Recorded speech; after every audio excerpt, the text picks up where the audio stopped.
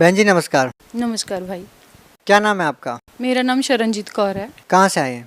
मैं गोविंदगढ़ पंजाब से हूँ। संत रामपाल जी महाराज की शरण में कब आए? मैं संत रामपाल जी महाराज की शरण में 1 जनवरी 2014 को आई थी।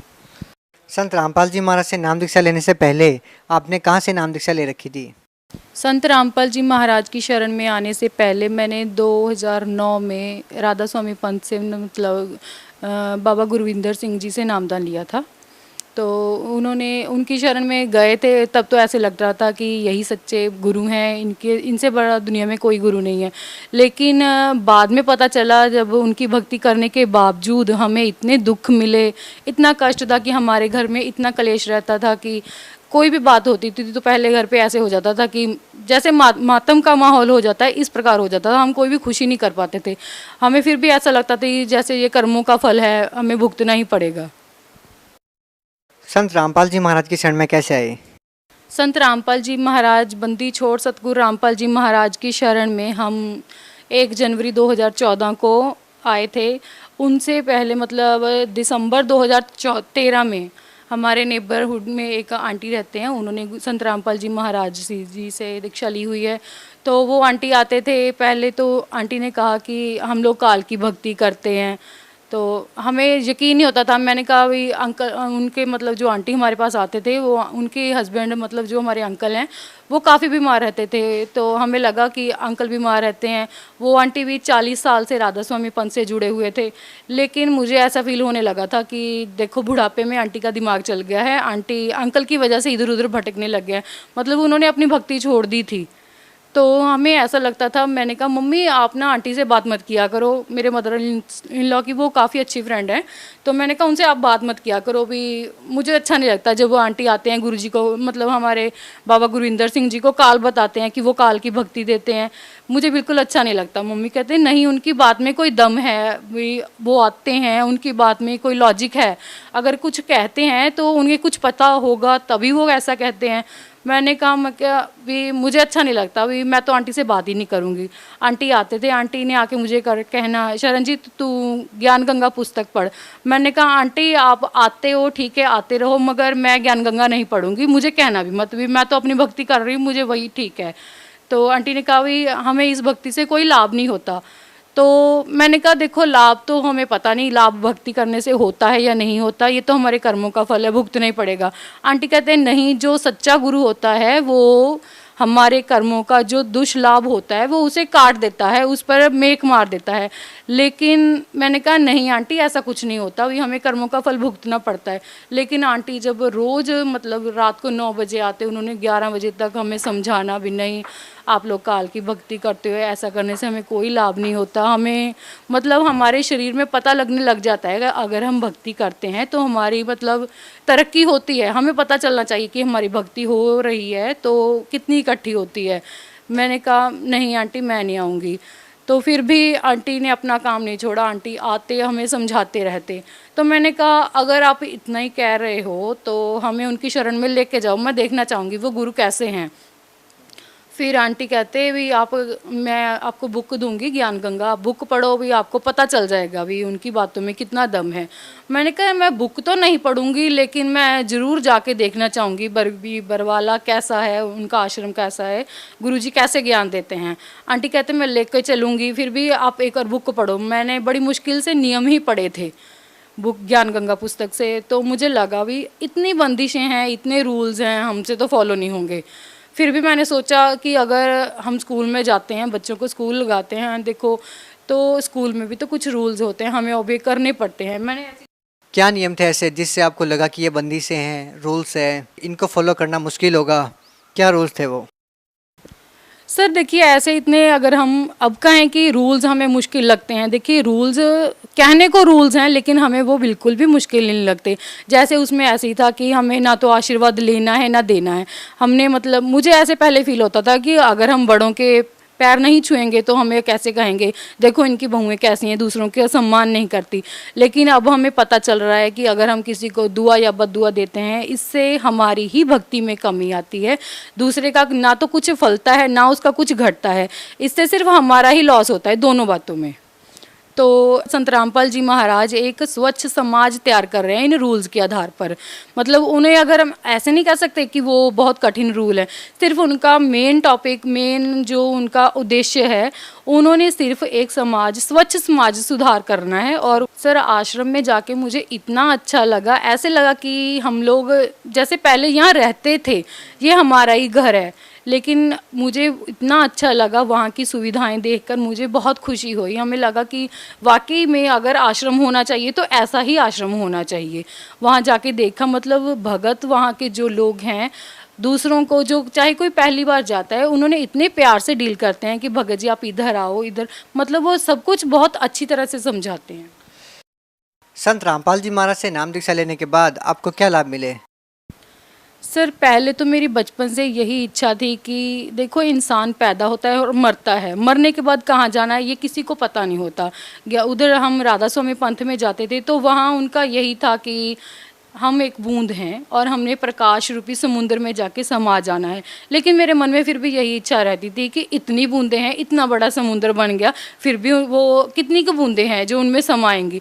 लेकिन जो मेरा बचपन से यही प्रश्न था, गुरुजी संत रामपाल जी महाराज की शरण में आने के बाद पता चला कि हमारा सच्चा पिता कबीर साहिब है, हमने मरना है और उन्हीं की शरण में जाना, उन्हीं की गोद में बैठना है। ये मेरा बचपन से प्रश्न था, वो मेरा अब ख़त्म हो चुका है। और सर लाभ तो मुझे बहुत ज़्यादा मिला है। देखिए मैंने कभी सोचा नहीं था, हम 5 सिस्टर्स हैं और मेरे मतलब जो पापा की थिंकिंग है उनका यही सोचना था कि हमें अपना घर ससुराल नहीं छोड़ना चाहिए। तो मैंने, मेरे हस्बैंड इतना नशा करते थे, मैं और मेरी मदर इन लॉ, बस हम दोनों को ही पता था कि मेरे हस्बैंड इतना नशा करते हैं। मेरे मदर इन लॉ उनको रोकते भी थे कि बेटा ये गंदी बात है, मतलब हमें नशा नहीं करना चाहिए। तो फिर भी वो जैसे कह लो किसी की बात सुनते नहीं थे। नशे वाला इंसान दूसरे को तो पागल ही समझता है। मेरे हस्बैंड का भी बिल्कुल यही हिसाब था, वो तो ऐसे कहते थे कि ये तो वैसे ही बोलते रहते हैं, इनको कोई मतलब पता नहीं, कोई ज्ञान नहीं है। लेकिन जब हमने संत रामपाल जी महाराज से नाम दीक्षा ली तो हमने घर पर गुरुजी का नित्यनेम वाणी, मतलब जो हम घर में वाणी चलाते थे, गुरुजी कहते हैं कि जिस घर में ये गरीबदास जी की वाणी चलेगी उस घर में जानवरों का भी उद्धार हो जाएगा। मेरे हस्बैंड तो फिर भी एक चलो मनुष्य हैं, तो उन्हें वाणी सुन के ही मतलब जैसे कह लो मन में इतना भय पैदा हो गया कि अगर मैं नशा करता रहूँगा तो मैं सिर्फ काल का भोजन तैयार कर रहा हूँ। तो उन्होंने धीरे धीरे गुरुजी की वाणी सुननी शुरू कर दी और अब वो बिल्कुल अच्छी तरह से बिल्कुल ठीक हो गए, बिल्कुल नशा नहीं करते।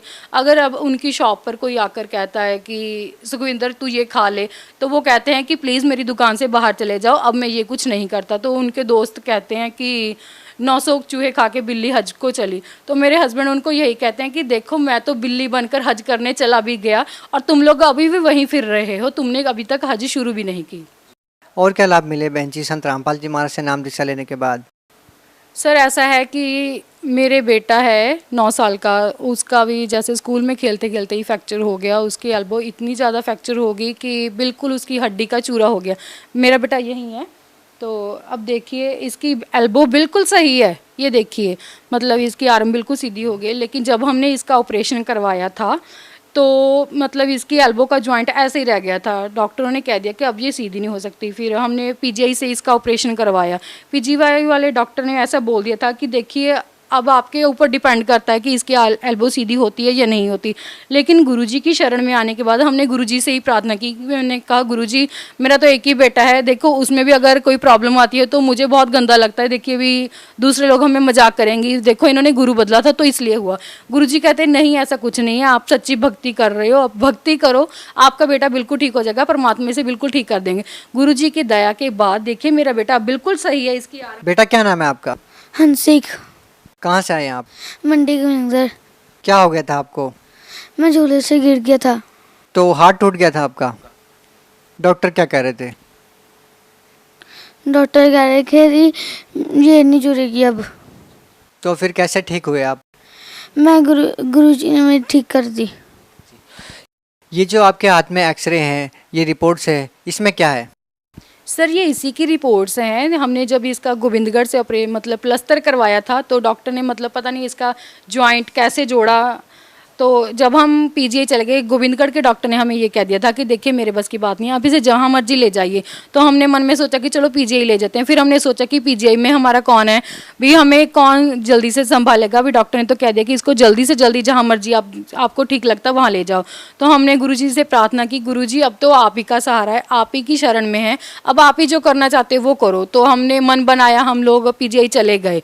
तो पीजीआई के डॉक्टर्स ने देखकर मतलब इसके हाथ की मूवमेंट बिल्कुल रुक गई थी, इसका हाथ बिल्कुल नीला पड़ गया था। तो डॉक्टर्स ने कहा कि वहाँ के डॉक्टर के अंधे ही थे, उन्होंने ऐसे ही कर दिया। मान लो वो जहाँ वहाँ जब हम गए तो डॉक्टर साजिद हमें ऐसे मिले जैसे वो गुरुजी ही आ गए हों। तो गुरुजी ने ही हमें बिल्कुल संभाला और उन्होंने ही इसका ऑपरेशन किया। उन्हीं की दया से ये मेरा बेटा आज बिल्कुल ठीक है, इसका हाथ काम कर रहा है। पहले आप राधा स्वामी पंथ से जुड़े थे, अब आपने संत रामपाल जी महाराज से नाम दीक्षा ले ली है। क्या आपको ऐसा लगता है कि गुरु बदल के आपने कुछ गलत किया? सर मुझे बिल्कुल अब ऐसा नहीं लगता। पहले मुझे लगता था कि जैसे कह लो हम लोग समाज से डरते थे, लेकिन अब मुझे बिल्कुल पता चल गया है कि गुरु बदलना कोई पाप नहीं है। अगर हमें एक डॉक्टर से दवाई लेने के बाद आराम नहीं मिलता है तो हम दूसरे डॉक्टर के पास भाग कर जाते हैं कि नहीं हमें जल्दी ठीक होना है। अब हमें इतना ज्ञान हो गया है कि हम इस इतने गंदे समाज में रह रहे हैं, हमें इससे छुटकारा चाहिए। तो हमें सच्चे रास्ते पर चलने के लिए कुछ ना कुछ तो करना ही पड़ेगा। जब गुरुजी इतना ज़ोर शोर से मीडिया के सामने कह रहे हैं कि ये रास्ता गलत है, जो 3 देवों की भक्ति करते हैं उनकी कभी मुक्ति नहीं होती, ये सब गुरुजी अपने आप नहीं कह रहे हैं, उन्होंने वेदों से प्रमाण हमें स्पष्ट दिखाए हैं। वो मीडिया के सामने टीवी के ऊपर साधना चैनल पर जो गुरुजी का सत्संग आता है 7:40 से 8:40 तक, वो गुरुजी उनमें स्पष्ट सभी ग्रंथों का सामने दिखाते हैं। गुरुजी हमारे ऐसे झूठ नहीं बोलते हैं, उन्होंने सारा प्रमाण दे रखा है।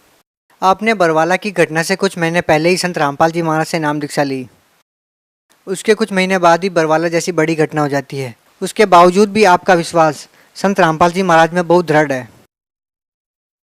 आपको कहीं ना कहीं ऐसा नहीं लगता कि संत रामपाल जी महाराज के साथ इतनी बड़ी घटना हो गई, उनके ऊपर इतने सारे आरोप लगे, क्या आपके मन में ऐसा कोई डाउट्स नहीं आए कि आपने किसी गलत संत से तो नाम दीक्षा नहीं ले ली?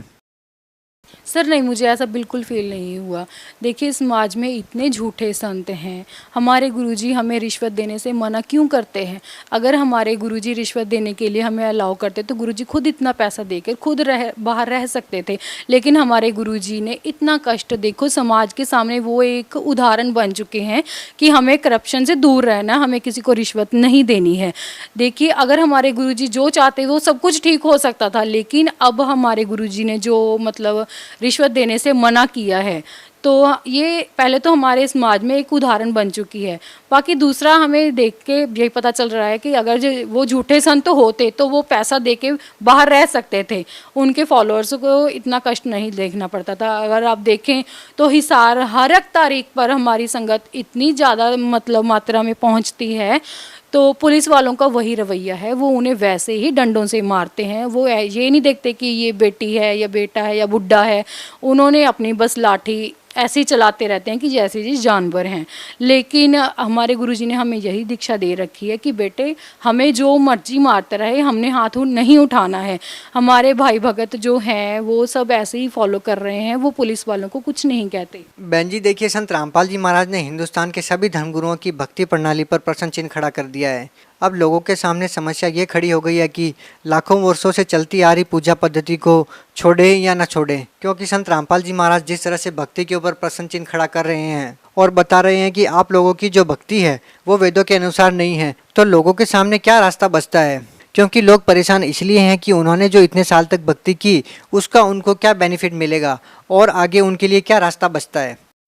देखिए सर, अब जो हमारा समाज है वो काफ़ी मात्रा में पढ़ा लिखा हुआ है। अब हमारे देश में अगर हम कहें कोई अनपढ़ नहीं है, कोई इतना बेवकूफ़ भी नहीं है कि हमें अगर कोई कहे कि आंखें बंद करके इस रास्ते पर चलो, कोई नहीं चलेगा। अब सबको पता है कि हमारा इसमें बेनिफिट है या लॉस है, सबको पता है। सर हमारे गुरुजी तो सामने दिखाते हैं, उन्होंने कोई भीड़ इकट्ठी नहीं करनी है कि मेरे आश्रम में इतनी संगत हो जाए। वो तो स्पष्ट दिखाते हैं कि बेटा देखो ये सही रास्ता है। हमें खुद पता है, अगर हम 10 रुपए की भी चीज़ खरीदते हैं तो हम बहुत परख के खरीदते हैं कि नहीं हमारा इसमें लॉस ना हो जाए। देखिए गुरु तो हमारा ऊपर तक का है, मतलब स्वर्ग धाम तक का अगर हम कह लें कि वहाँ तक हमारी रिस्पॉन्सिबिलिटी लेते हैं। तो हमारे गुरुजी कोई गलत रास्ता नहीं बताते हैं, वो तो वेदों के आधार पर ही सब कुछ बता रहे हैं। जैसा कि आप लोग कहते हैं कि संत रामपाल जी महाराज से जो भी नाम दीक्षा ले लेता है वो नशा नहीं करता, क्या ग्राउंड लेवल पे ये बात बिल्कुल सत्य है कि संत रामपाल जी महाराज से जुड़े जितने भी श्रद्धालु हैं वो नशा नहीं करते या नशीली वस्तुओं को हाथ नहीं लगाते? यदि वो लगाते हैं तो फिर वो क्या है? देखिए सर, ये बिल्कुल सही बात है। हमारे गुरुजी मतलब ऐसा नहीं है कोई कुछ कहते हैं ये कुछ देते होंगे तो इनका नशा छूट गया। गुरुजी की वाणी में ही इतना दम है, उनके वचन में इतनी ज़्यादा शक्ति है कि वो इंसान अपने रास्ते से इधर से उधर नहीं हो सकता। मेरे हस्बैंड, मैंने जैसे आपको बताया कि बहुत ज़्यादा नशा करते थे, मतलब गुरुजी संत रामपाल जी महाराज जी की शरण में आने से पहले आप यकीन नहीं करेंगे कि मैंने उनको चोरी से नशा छुड़वाने की कितनी दवाई ला कर दी। वो ऐसे ही खा लेते थे, मुझे गालियाँ निकालते थे। मैं तू कहती है तो मैं खा लेता हूँ, वरना मेरा खाने का कोई मन नहीं है। देखिए सर, मैं खुद नहीं जानती कि मैंने कितना पैसा खर्च किया होगा, लेकिन जब हमने गुरुजी की शरण में गुरुजी से नाम दीक्षा ली तो मैंने गुरुजी से पहले जाते यही प्रश्न पूछा भी, गुरुजी मेरे हस्बैंड ने नाम दीक्षा नहीं ली है। तो गुरुजी ने हमें ऐसे ही कहा कि बेटा वो भी आएगा, इस मार्ग के अलावा कोई मार्ग नहीं है, वो इसी मार्ग पर आएगा। तो मुझे पहले ऐसे लगा कि गुरुजी की ये तो बाकी संत जैसे कहते हैं वैसे ही कह रहे हैं कि मेरे हस्बैंड वो तो मुझे पागल कहते हैं कि अभी आपकी उम्र नहीं है नाम जाप करने की। तो मैंने सोचा भी, फिर भी हमने बार बार उनको कहते रहे कि नशा छोड़ दो, नशा छोड़ दो। फिर मुझे यकीन हो गया जब गुरुजी ने कहा कि बेटा वो इसी मार्ग पर आएगा। तो मैंने कहा कि अगर परमात्मा ने वचन कर दिया है तो मेरे हस्बैंड ज़रूर आएंगे, अगर नहीं आते तो फिर मैं भी ये नाम जाप नहीं करूँगी। लेकिन परमात्मा ने मुझे 1 साल में ही दिखा दिया कि वो सच में ही सच्ची भक्ति है, हमें सच्ची भक्ति करने से ही लाभ होंगे। मेरा प्रश्न आपसे ये है कि जो लोग संत रामपाल जी महाराज के ज्ञान से प्रभावित है और वो लोग नशा नहीं छोड़ सकते, लेकिन फिर भी वो सोचते हैं कि मैं नशा नहीं छोड़ सकता, फिर भी वो नाम लेना चाहते हैं, क्या वो व्यक्ति संत रामपाल जी महाराज से नाम दीक्षा ले सकता है? देखिए सर, गुरुजी की वाणी में इतनी शक्ति है कि उस इंसान का खुद ही मन नहीं करेगा कि वो नशा करे। यदि करे तो सर उसकी इतनी हिम्मत ही नहीं होगी, उसकी आत्मा अलाउ नहीं करेगी। यदि फिर भी मान लीजिए यदि वो व्यक्ति नाम दीक्षा लेने के बाद भी नशा करता है, क्या वो भगत है या नहीं? सर नहीं, वो बिल्कुल भगत नहीं है, क्योंकि हमारे गुरुजी ने बिल्कुल साफ शब्दों में कहा है कि बेटे कोई भी प्रकार का नशा नहीं करना है और ना ही किसी को करने देना है। हम उसे मतलब पैसा भी नहीं दे सकते। क्या ये सत्य है कि संत रामपाल जी महाराज के जितने भी श्रद्धालु हैं वो न तो दहेज लेते हैं न दहेज देते हैं? हाँ जी सर, ये बिल्कुल सत्य बात है। हमारे मतलब मन में ही जैसे कह लो कि अगर हम दहेज लेते या देते हैं तो कोई भी इंसान खुशी से ना तो देता है ना लेता है। क्या ये भी बात सत्य है कि संत रामपाल जी महाराज के जितने भी शिष्य हैं वो किसी प्रकार का श्राद्ध नहीं निकालते, तीर्थ व्रत नहीं करते? जी नहीं सर, हमारे मतलब भगत समाज में ऐसा कुछ नहीं है। अब हमारे भक्तों को सिर्फ पता चल गया है कि ये सर्व जो कर्म कांड है इनका कोई फल नहीं मिलता है। पहले तो इंसान डरता ही श्राद्ध निकालता था कि अगर हम नहीं करेंगे तो हमारे पूर्वज नाराज हो जाएंगे। देखिए अब हम मतलब 2014 से हमने गुरुजी की दीक्षा ली है, हमने कुछ नहीं किया, कोई माथा नहीं टेका, कोई मतलब दुर्गा पूजा वगैरह हमने कुछ नहीं की है। हमें खुद पता चल रहा है कि हम सही रास्ते पर अब जा रहे हैं। पहले जो करते थे उल्टा हमें उसका बेनिफिट की बजाय लॉस ही होता था। अगर हम कुछ भी मतलब श्राद्ध निकालते थे तो बेशक हम ऐसे ही सोच के निकालते थे कि अब हमारे पूर्वज खुश हो जाएंगे, हमें कोई ना कोई लाभ मिलेगा। सर आप यकीन नहीं कर सकते कि हमें कितना बड़ा लॉस होता था तब, लेकिन अब हमें बिल्कुल बेनिफिट ही होता है। आप भगत समाज को क्या संदेश देना चाहेंगे? सर देखिए, मेरी इतनी औकात नहीं है कि मैं भगत समाज को आदेश दे सकूं। मैं तो सिर्फ प्रार्थना करना चाहूँगी अपने भाई बहनों से, जो बहनें मतलब मेरी तरह पहले दुखी होंगी, जिनके हस्बैंड्स नशा करते होंगे, मैं तो उनसे यही प्रार्थना करूँगी कि प्लीज़ गुरुजी का सत्संग सुनो। संत रामपाल जी महाराज जी का सत्संग 7:40 से 8:40 तक कर आता है और उनका ज्ञान समझो। गुरुजी क्या कहते हैं, गुरुजी की वाणी में इतना दम है, कोई भी इंसान अब दुखी नहीं रह पाएगा अगर वो गुरुजी का ध्यान से मतलब सत्संग सुनेगा। बहुत बहुत धन्यवाद। सत्संग।